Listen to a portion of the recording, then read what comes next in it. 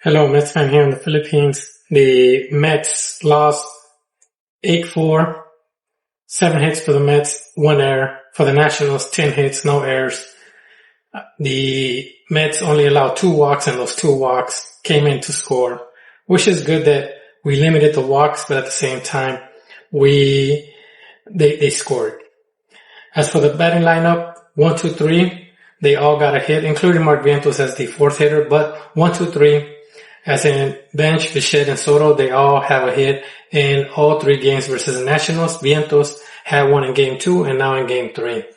When it comes to the back end, I believe yesterday only 1 hit was Marcus Semien, and today it was only Brett Beatty and AJ Ewing, 1 hit each out of all the batters from 5 to 9, which is not good.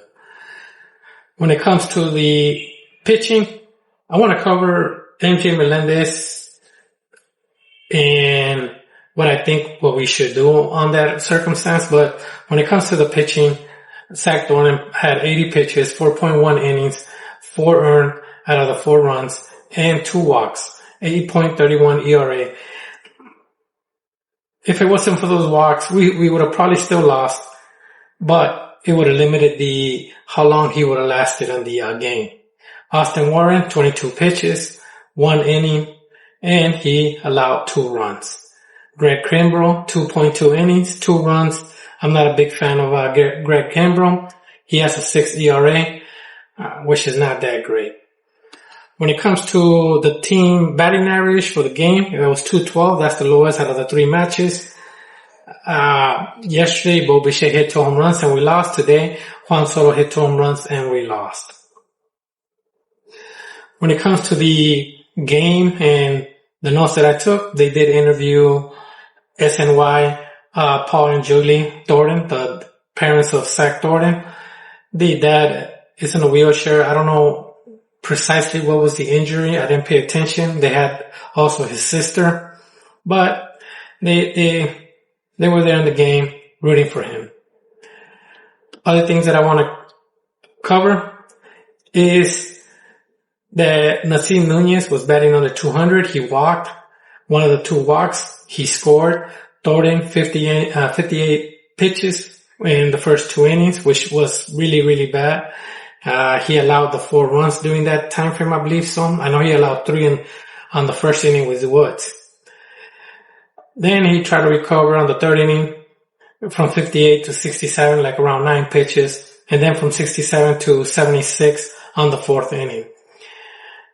One thing that I like, when Albert was here and now that we have Torrance and Singer is that we sandwich the catcher between AJ Ewing and Bench. That tries to limit the double plays that an Alvarez or a Torrance or a Singer will create on a ground ball. At the same time, it will also prevent it with Carson Bench hitting behind them. And that's one thing that I like. The Carson Bench also got his first assist on home plate. That was a great play. I didn't think he was going to get him. I didn't think he was going to throw it from right field all the way to the catcher. Good thing that Mark Vientos jumped and he didn't touch the ball. I think he was trying to get it. Now when it comes to Juan Soto, when he hit that first home run, he was tied with Todd Zio. And when he hit the second home run, with Joe Torre and Bobby Mercer. And when he hit his 253 home run, he was tied with Todd Zio with 253 home runs.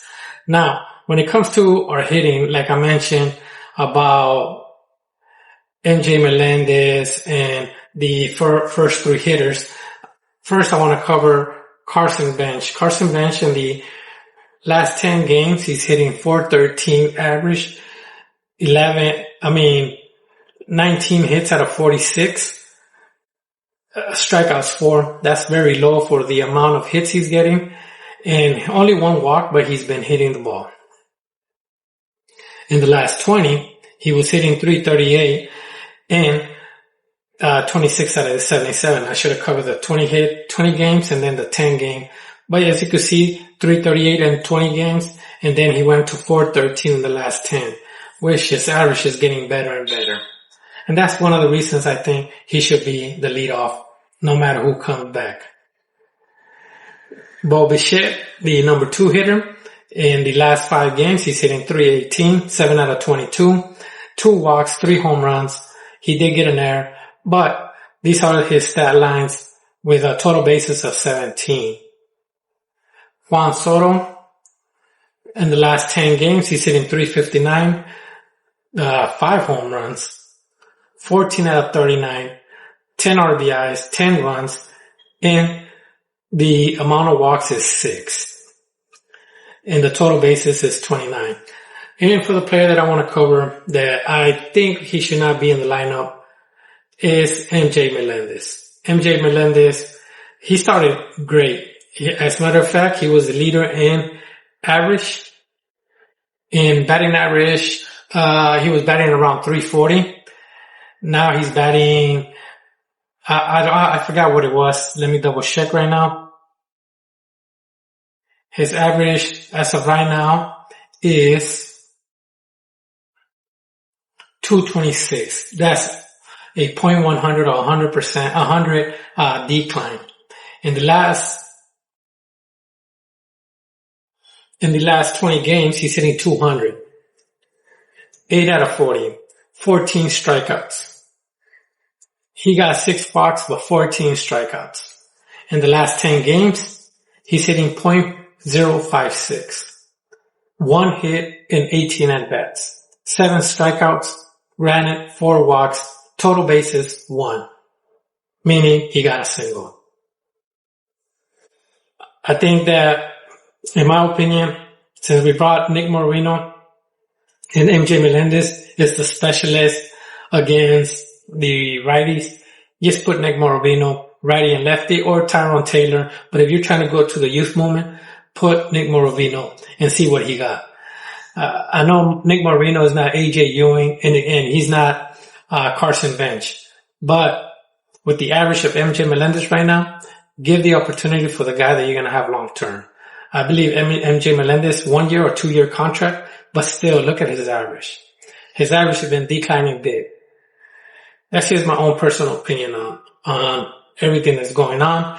No RBIs in the last 10 games, 3 runs.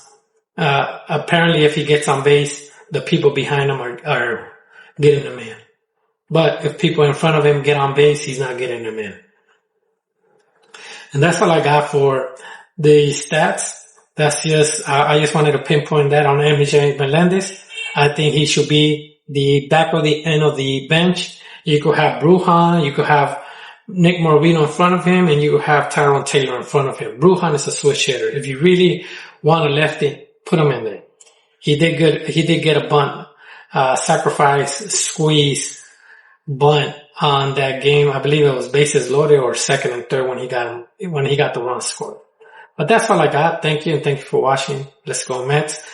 Today, Peterson will be starting. According to this, we're not going to have a relief pitcher in the front. Maybe if John Atong makes it in, he'll be the long relief in the back, or they're saving him for the previous day. And another thing, I did see Sean Manaea warming up for yesterday's game or today's game, the game that finished. But one thing that people need to understand is that when starters are going to be starting, I believe the day before or 2 days prior, they do a warm-up. They start pitching to get that feeling, and then they go pitch. I believe it's 2 days prior.